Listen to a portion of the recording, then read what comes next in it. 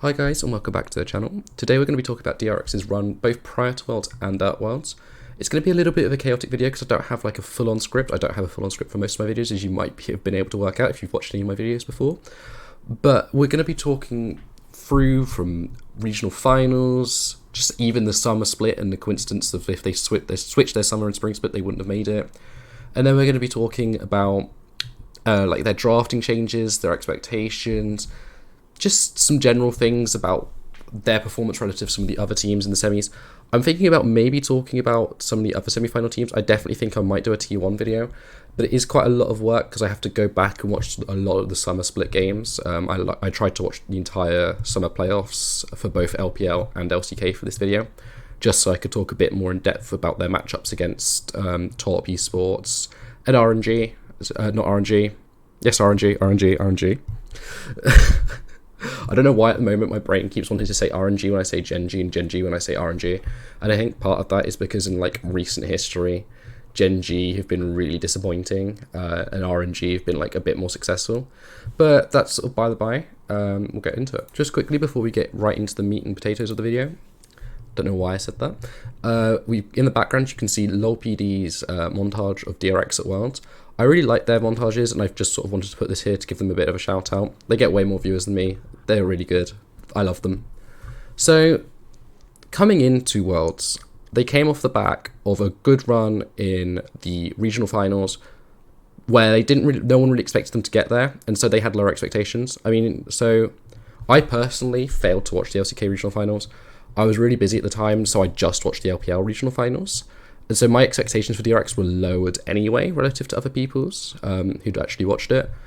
But I don't think they weren't substantially lower. Like if you heard people's general expectations versus my own, they sort of matched up anyway.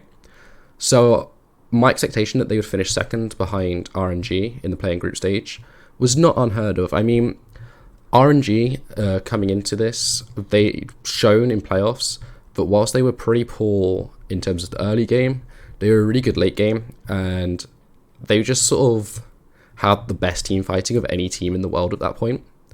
Obviously, LPL was significantly disappointed, which is sad and good because LCK stepped up as well, so it's not like they just entered, which is nice to see. But yeah, so playing group stages, I predicted them to finish second behind RNG because despite RNG's flaws, like they still were the best team fighting team in the world. Plus they just had a really good macro ability, and LPL looked stronger than LCK at the time. I genuinely thought we could see a world of the 4 semi-finalists all being from China. Not that I would have liked that, unlike what some people have suggested. But yeah, I thought it would be pretty cool. No, I thought that would be the case, and I thought that would be like the best league semi-finals we'd see in terms of like quality of league. Obviously, I was proven completely wrong, which I'm quite happy to be. When it came down to the playing group stage game, if you'd have told me beforehand that DRX had beaten RNG, my genuine reaction would have been, like before the World Tournament started, my reaction would have been, okay, that either that means DRX are really, really good and things are looking good for Korea, or that means that RNG are playing like shit. After the game though, like you had sort of excuses in so many different ways. I remember at the time making a big deal of the fact that it wasn't a normal RNG draft. DRX got a decent early game relative to like just a standard game, so it was not unfathomable that RNG wouldn't come back. And like if you told me before the game that's how they lost, I'd have just been like, yeah, okay, that sounds like a very RNG thing to do.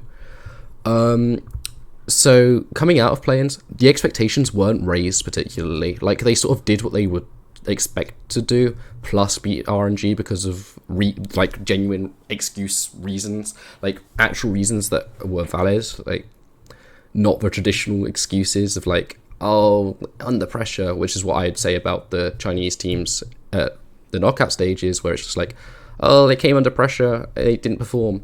This was like genuine, like, okay, RNG didn't draft the way they would normally, perhaps because it was the first game of the tournament, and they got the early game advantage, so there was actually like something there for them. So coming into group stage, all I said about the groups is I expected them to finish second, but I also expected their opponents or their main rivals for winning the group, Top Esports, to int because I didn't have faith in their team mentally and just like genuinely, like I thought they would collapse. They were the most likely team to collapse out of any of the tournament, and obviously Top did.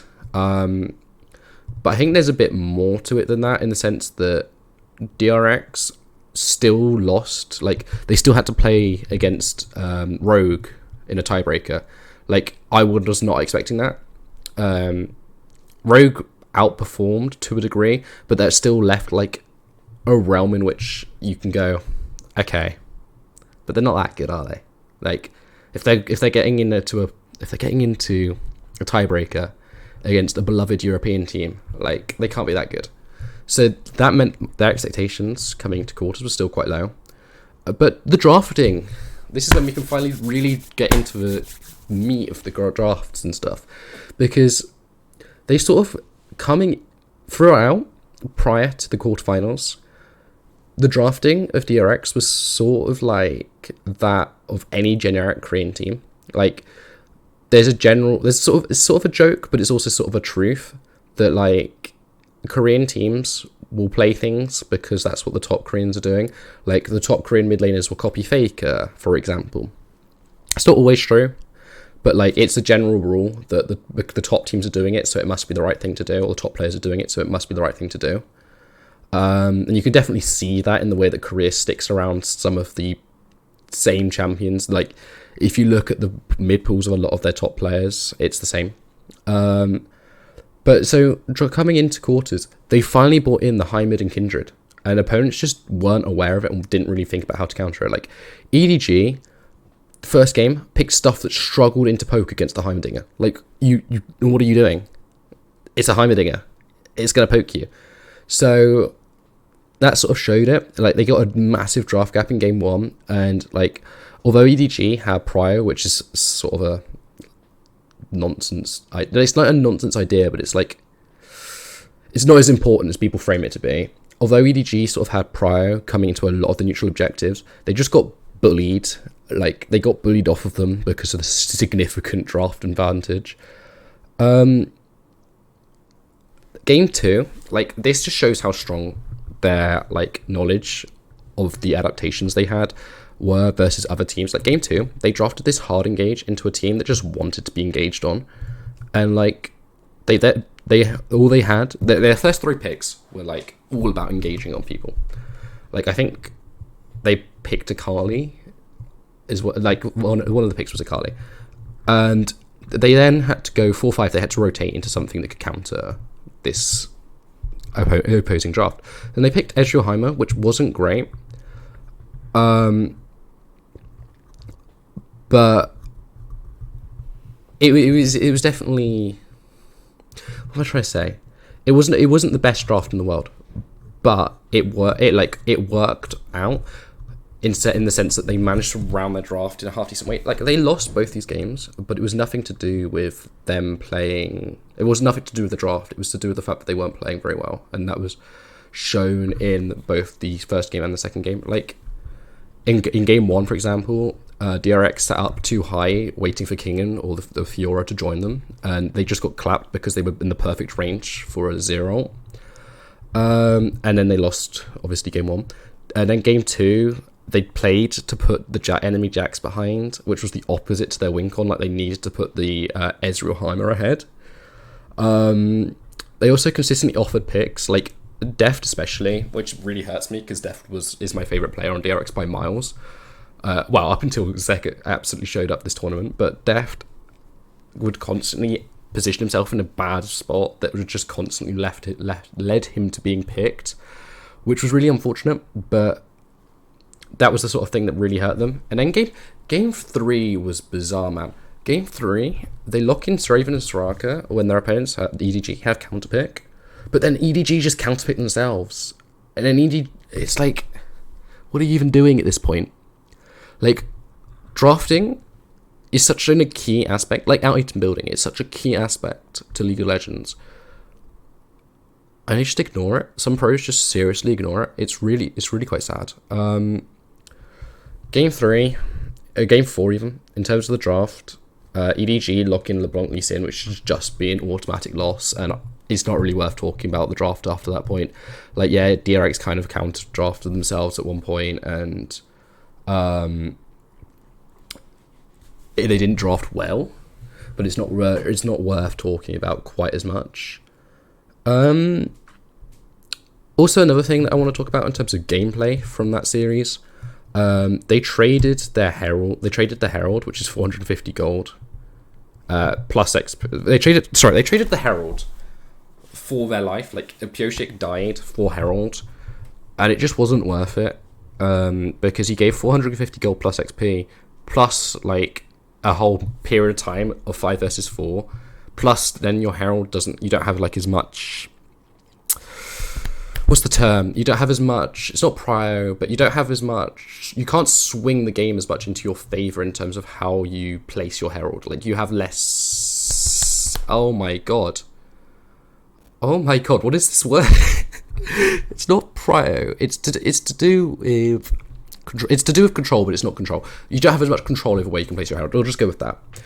And so, it doesn't really work. Okay, we can now get onto the semi-final. Quickly, before we get into the semi-final, we can talk about the expectations again. Gen G would be. It was unlikely. No one believed that DRX could beat T. Like, Gen G was still the favourites. Gen G had struggled against Damonkia, but they both looked stronger earlier in the tournament, and DRX were through because EDG had not played as well as they could.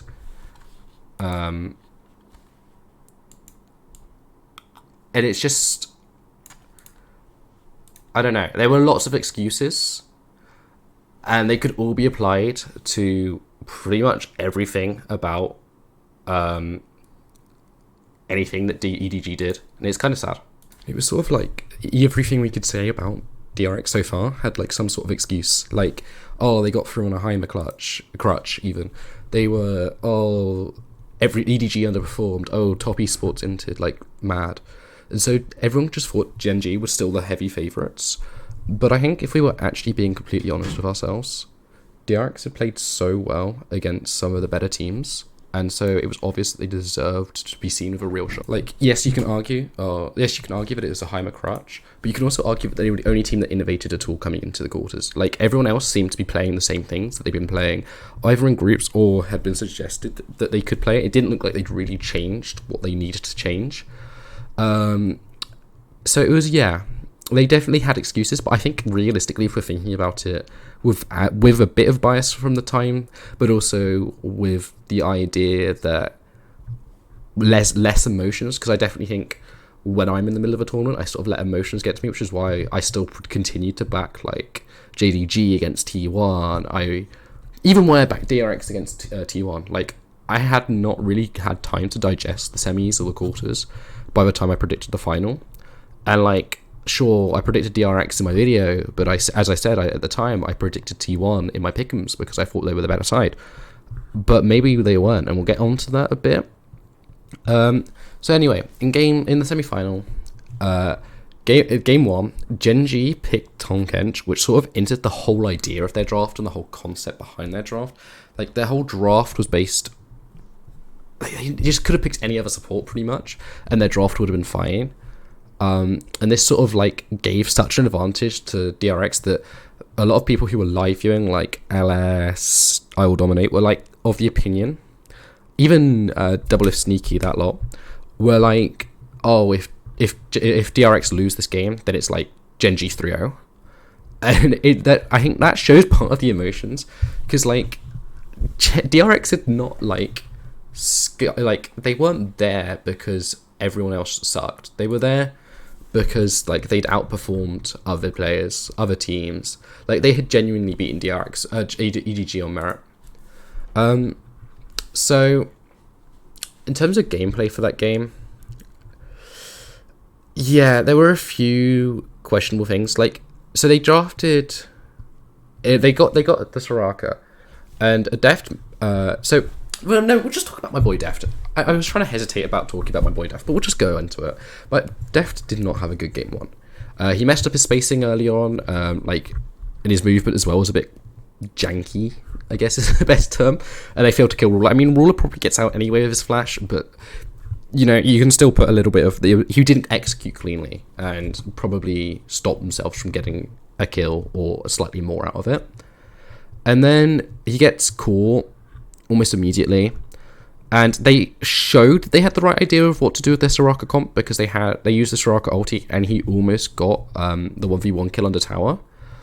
And it, like, I think that showed part of why we should have had a bit more faith in DRX as a community, because it showed they were able to innovate, and that they understood how they were innovating. Like, a lot of other teams, I think, weren't trying to use any innovation that they did bring. They weren't trying to use it in the same way. They weren't trying to use it in an innovative way. They were trying to use it in the same way that they did with other comps, with their standard default comps. And I think that's what is the best thing for me seeing DRX win, is like they showed that they could innovate unlike any other team. That's sort of it. And then game 2, DRX brought out the Kindred and the Caitlyn Lux, which is a really solid comp in general. If I had a really big criticism, I think it would be after 1, 2, 3, after the first 3 picks, they failed to ban the counters because they were looking for a better top matchup, which was a bit weird. And they should have realized that Zeka's pool was always going to get banned out, and that created like 2 comps that were really just set up for bloody games. But the Kindred just seemed to bamboozle like everything. The Kindred like fucked with everything that Gen G prepared, and it was just quite interesting. And that's sort of a lot of what there is to say. I'm just trying to think. Did I have too much to say about game 2? I did miss one thing about game 1. Where is it? DRX got caught a ton, as they did against Gen G. Okay, that was it. EDG. And then game 2, DRX hesitated in this early 2v3, and they lost the first blood for free. Beryl missed his binding. He didn't wait for Lehens to flash as well. Like, there were lots of small errors, and that sort of was reminiscent of their quarterfinals against EDG, where a lot of people were along the lines, the thinkings, other people thought, rather, along the thinkings, that, yeah, sure, they were half decent, but, like, they played the early and mid game seriously well, but then they played, like, shit in the end game, and it sort of comes back to the whole thing of when they beat RNG in group stage, of, like, yeah, sure, they play early mid game well, and that's good enough to beat the shit teams, but, like, their late game's really not great. Because, as I said, people like Deft kept getting caught. And then in the third Drake, DRX managed to fight really well, and Zeka spaced his opponents really well and created like this whole opportunity, and they still sort of didn't use it as well. And then the fourth Drake, again, DRX used their prio and managed to space Gen G really well, and abused the fact that Kindred R reduced the impact of Gen G's engages as a whole and like sort of neutered their draft. They also managed the whole thing with Chovy's attempted backdoor quite well, as they didn't overcommit to that or to the Drake, which was really nice to see. Yeah. That's sort of all I have to say about the games. Is there anything more to say about the drafts? No, there's not too much to say more about the drafts. I think it's worth coming back to this whole idea, though, of like why they were being undersold. Like, semi-final, Chovy has a bad series and gets beaten consistently in lane by Zeka. Like, there were lots of comments along the lines of, I've never seen Chovy look so poor relative to his opposing mid laner in lane. I've never seen him get beaten so many times in succession. Chovy looked fucking pissed when he got off stage. Like, he looked so upset with himself in terms of the way he played. And it's just like, that was kind of true. It's not like he played poorly. Like, Zeka did outplay him. It's not like Zeka beat a guy who was playing like trash. Like, he's not like he beat me in mid lane, right? So I think it was a bit harsh to say that this was a lucky win, which I think some people seem to take it away as. I definitely did at the time. Like, there was part of me that was sort of I don't know. I thought that Genji were the better side still. I think take out the context of like Worlds, and you go back to actually not take the context out of Worlds, but take the context out of the results. I think maybe Genji is still the better team. I don't think DRX were the best team at Worlds, if you know what I mean. I think if you take a lot of hypotheticals, even when you make it a really hypothetical situation, you give like the teams the best drafts, their best drafts into each other. You could make it the most balanced situation possible. I don't think DRX win, but like that's not real, obviously. So yeah, final. The final was it was interesting, because game one, I think the drafts can be seen as quite even, and like we'll go through the drafts as a whole. I think first, because game one and game two, like I mentioned in my Tired Ramblings video, that DRX just ran it back for game two, and T1 just sort of developed and improved their draft on what they played against in game one. Again, yeah, there's also the salty run back's always just a bad sign, and I like from that point on, I was just so much in the frame of mind that T1 just won somehow. But yeah, and then game four, like this game four just sums up how like shitty the drafting situation is. Game four, World Championships finals, arguably two of the best teams in the world. In my opinion, two of the worst drafting teams in the world, but DRX are at least innovating, so we'll take it. DRX somehow predict that T1 is just going to randomly fucking pick a short range comp, right? You're picking a short range comp, fine. It makes execution slightly more difficult. Into a Renata, and then Faker is going to pick Akali into Zeka, who has shown that he has the best understanding of Akali of anyone at the tournament. World Championships Game 4 final. What are you doing? Like, the fact that DRX's draft just miraculously seemingly countered that is just insane. I get you can say that T1 were picking comfort, like they picked Lee Sin for Ona because Faker loves playing it with it, and Ona has shown he's insane on it. It does not excuse it. It was awful. It's fucking awful. It was awful.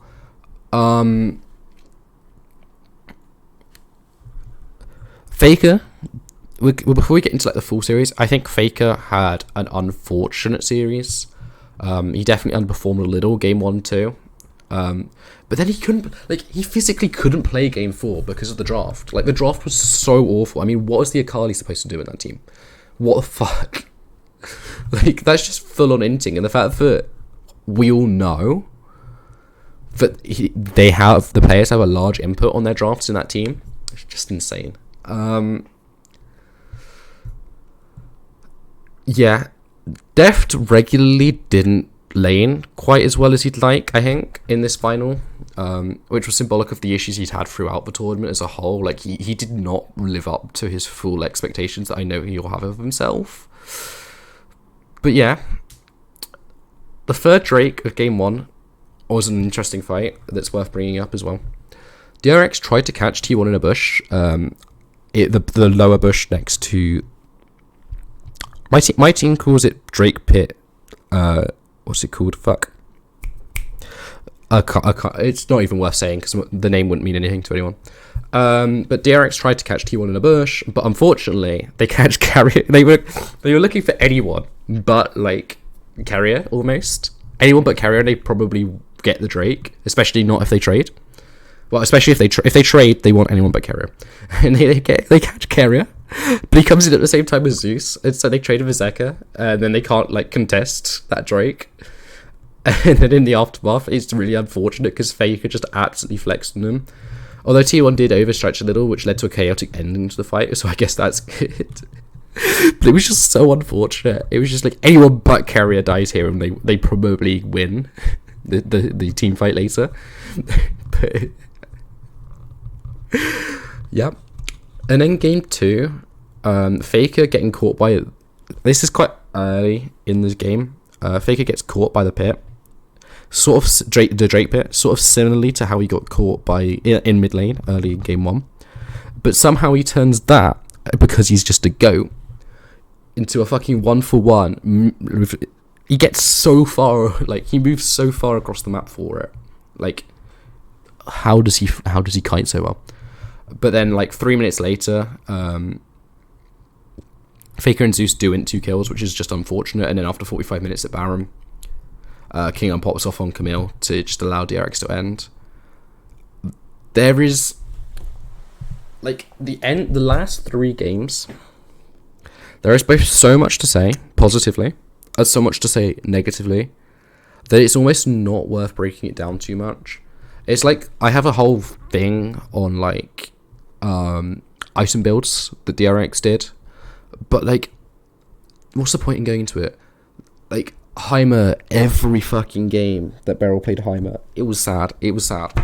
Like, he built anything but Leandries. He was never rushing Mythic as well. Like, he was always rushing something that wasn't his Mythic. Yeah. And then their team items in game 3, plus being behind it, should have literally lost them the game. But they won. I don't know how. I can't remember which round this was. Oh my god, I think it was game 3 of the quarters. Their team items were awful, and they won the game in 34 minutes. Beryl, in general, actually, his builds were pretty awful. I mean, it is indicative that all builds were pretty bad, but Beryl's were especially bad, and I might do a whole video about Beryl. But we'll see. There's people who are more knowledgeable than I am on items in general, so I tend to try and leave that to other people. But we'll see. There might be more to come out. I will try and do a T1 video for tomorrow, but I might not. Because the thing about T1 is that they have a lot more fans, so you have to be a lot more careful. I mean, I got fucking trashed by them anyway for predicting JDG to beat them. It's fucking hilarious. But okay, we need to do the conclusion now. I was holding off on the conclusion by talking about future videos, and I almost went without saying it. In conclusion, my conclusion for DRX is we underestimated them the whole way through. There was little logic behind our estimation of them. Like, my logic as to why they were going to lose every round is because pre-worlds they looked worse than this team.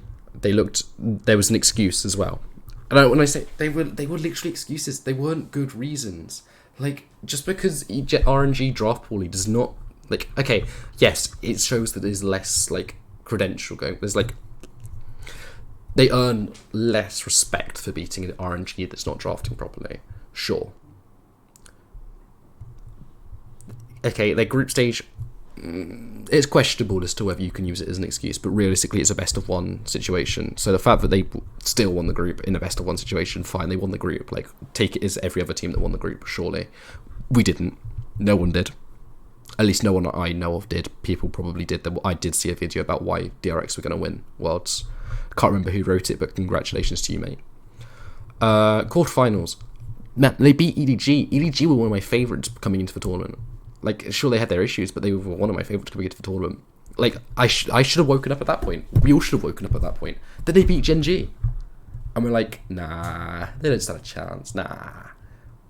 Like, the number of comments on my video where I predicted it that were, like, just saying DRX weren't going to win. Just because I predicted DRX to win 3-2. Pretty crazy, my dude. But, yeah. I forgot to do the pick on, so you can just have it at the end. I mean, it was not a good pack. We're going to keep it small, because respect to my boy. Even if he didn't have the best game. Respect to him. Respect to the king. There is so much left to say. We'll do some videos. There's some videos coming up, both the R6 Major and for some off-season stuff, off-season shenanigans. But yeah, we'll get into that soon. Hope you have a good day. See ya.